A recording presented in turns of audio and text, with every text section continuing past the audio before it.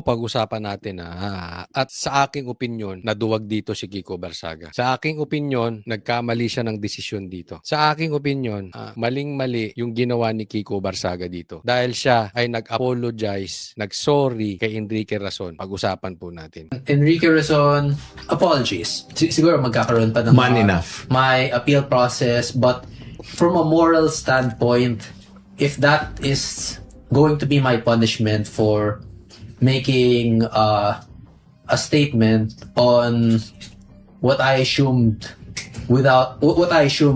of Rizon's moral perspective or of Rizon's personality, then yes, hindi tama lang na makasuhan ako dahil doon. Kung sakaling magkaroon ng fine or imprisonment as a penalty, like tanggap ko naman yun since no, seryoso. I know you are. This as an admission of guilt or as an admission of kumbaga, like, you are man enough malice. to man up for whatever the consequences will be. Because once I read the letter of my father, he genuinely trusted Rizon. Yeah. And it was me who broke my father's trust. Yun. Teka muna, okay, lilinawin nating mabuti.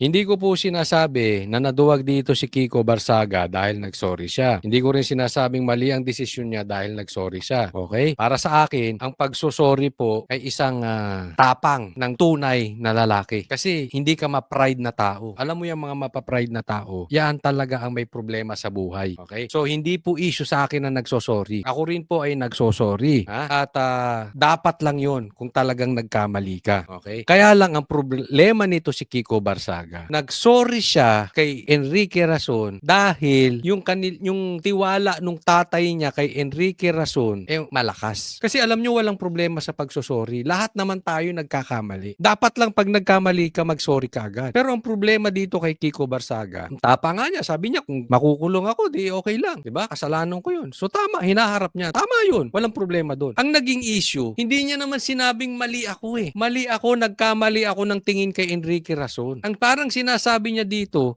nasaktan niya yung tatay niya. Dahil yung tatay niya at saka si Enrique Rason magkaibigan. Teka muna, wala kaming pakialam doon. Usapan ng tatay mo yan at saka yun Diba? Kung nag-sorry ka dahil sa tingin mo, mali yung akala mo, mali yung tingin mo, mali yung nakita mo, nagkamali ka, okay yun, sige mali ka. Pero yung sa tingin mo, tama ka. Pero nag-sorry ka lang dahil kaibigan ng tatay mo, anong klaseng congressman ka? Diba? Yan yung sinasabi ko rin kay Aimee at saka kay Bongbong before. Naiintindihan natin na magkapatid at dapat ang magkapatid nagmamahalan, nagtatanggulan, hindi naglalaglagan. Pero pag politiko kayo, hindi kayo magkapatid first. Dapat uunawain nyo na meron kayong sinumpaan sa batas. Meron kayong sinumpaan sa taong bayan na kayo magsisilbi. So pag may nakita ka at may alam kang mali sa kapatid mo, dapat sinabi mo. Diba? Ganun yun. Hindi porket kapatid mo, kaya nga nung una binabanata natin si Aimee. Pero nung sinabi niya na adik yung kanyang kapatid dahil alam niya yun, pinalakpakan natin. Sabi natin tama yun. Bakit? Hindi ka traidoran yun. Kasi parehas kayong politiko Unless hindi politiko si Aimee tapos politiko yung kapatid niya. Dapat ang relasyon nyo, doon ka munang kapatid. Tulungan mo yung kapatid mo. Pero pag parehas kayong politiko, may obligasyon kayo. Same thing dito. May obligasyon ka, Kiko. Diba? Tayo naman patas lang Ilang beses nating pinipuri to si Kiko Barsaga. Ganyan naman tayo. Pag tama, hindi tama, sasabihin natin. Pero kung sa tingin ko mali, mali. Sa tingin ko mali itong ginawa ni Kiko. Ito pinakita dito ni Kiko Barsaga. Nahawak tayo ng mayayaman. Na ang politiko takot sa mayayaman. Okay, hindi na po issue dito sa akin Hindi ko sinasabing mali si Enrique Rason. Hindi natin alam kung anong totoo. Hindi ko sinasabing mali si Kiko Barsaga nung kanyang bintang kay Enrique Rason. Hindi po yun. Kung may mali man, kung may kalokohan mang ginagawa si Enrique Rason, di korte nang bahala sa kanya. Pag kami nagsampa ng kaso. Kung may mali si Kiko, di panagutan niya. Diba? Pero wala tayo doon. Ang sinasabi ko, mali si Kiko Barsaga. Hindi niya naman sinabi nagkamali siya Pakinggan nyo kung sasabihin ba niya nagkamali. That time because of my misinterpretation of what happened. And misinterpretation ng nangyari dahil magkaibigan si Enrique Rason tsaka yung tatay mo. Hindi ganon. Ewan ko kung hindi ko iba yung gusto niyang sabihin ni Kiko dito, no? Ano ba ibig niya sabihin dun sa na-misinterpret niya or what? Pero yung bintang po kasi niya, it's not about interpretation. It's about facts di ba? Nabago dahil kaibigan ng tatay. Tama naman yun. People must be, everyone must be liable for their crimes or their immorality, and if I were to lose the case, I'll willingly accept it. O yan, accept niya.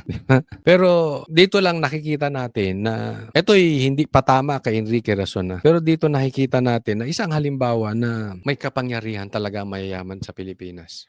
Even politiko natatakot. Kahit nga si Libiste sinabi, di ba? Hindi natin problema ang korupsyon dito. Ang problema talaga natin yung mga mayayaman na nai-involve sa politika. Hindi ko sinasabing ganun si Enrique Rason. Yung mga oligarchs, hindi ko sinasabing ganun siya. Ang punto natin dito, ito isang malaking halimbawa. Dahil kita naman natin ang tapang nito si Kiko. Lahat binabakbakan, di ba? Maglalabas pa raw siya ng mga ebidensya, etc. Marami siyang pusa. Hindi tumutupi ito si Kiko.